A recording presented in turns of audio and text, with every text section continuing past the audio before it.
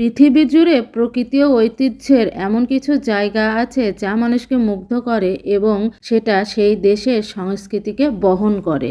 পর্যটকদের কাছে দারুণ আকর্ষণীয় এবং আমাদের প্রকৃতির অপার সৌন্দর্য উপভোগের সুযোগ করে দেয়। তেমনই একটি জায়গা নওগাঁ পাহাড়পুর বৌদ্ধবিহার। হ্যালো ভিউয়ার্স, চলে এসেছি নওগাঁতে পাহাড়পুরে। গেটের বাইরে কিছু দোকান বসেছে। মূলত আমরা পঞ্চগড় থেকে এসে নওগাঁতে নেমেছি, এজন্য আমাদের কাছে তোমরা লাগেজ দেখতে পাচ্ছ। তো এখন টিকিট কালেক্ট করা হচ্ছে, দেন আমরা ভেতরে প্রবেশ করব। পাহাড়পুর হলো বাংলাদেশের নওগাঁ জেলায় বদলগাছি উপজেলায় অবস্থিত। এটি বিশ্ব ঐতিহ্যবাহী স্থান যা মূলত সোমপুর মহাবিহার নামে পরিচিত। প্রাচীন বৌদ্ধ বিহারের ধ্বংসাবশেষ। হ্যালো ভিউয়ার্স, কেমন আছো তোমরা? চলে এসেছি পাহাড়পুরে, প্রবেশ করে ফেলেছি। এই তো সামনে গেলেই সে মহামূল্যবান ঐতিহ্যপূর্ণ স্থানটি তোমাদেরকে দর্শন করাতে পারবো। ভিক্ষুকক্ষ হলো বৌদ্ধ বা খ্রিস্টান সন্ন্যাসীদের ব্যক্তিগত ছোট ঘর। তো চলে এসেছি পাহাড়পুরের সে মহামূল্যবান স্থানটিতে। দেখতেই পাচ্ছ, তোমাদেরকে চারিদিকে আমি ঘুরিয়ে দেখাবো। চতুর্দিকে এত বিশাল এরিয়া এবং এ সম্পর্কে তোমাদেরকে কিছু ধারণা আমি দিব।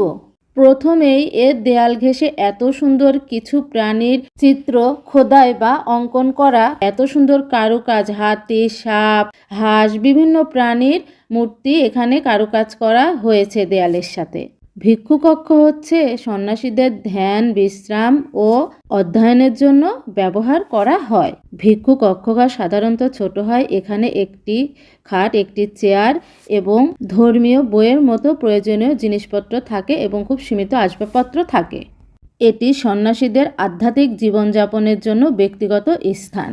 এটি অষ্টম শতকে পাল রাজা ধর্মপালের সময় নির্মিত হয়।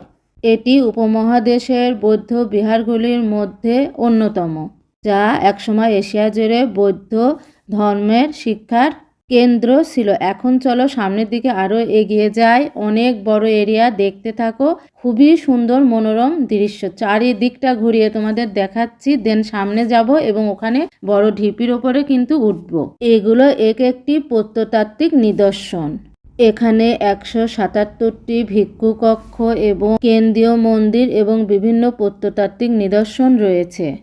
এটি প্রায় 300 বছর ধরে ধর্মচর্চা ও শিক্ষার কেন্দ্র ছিল। এটি 11 হেক্টর জায়গা জুড়ে বিস্তৃত। এটি বৃহৎ চতুর্ভুজ আকারের কাঠামো, যার মাঝখানে একটি বিশাল মন্দির ও উঠান রয়েছে। 1879 সালে স্যার আলেকজান্ডার কামিংহাম এটাকে আবিষ্কার করেন। প্রত্নতাত্ত্বিক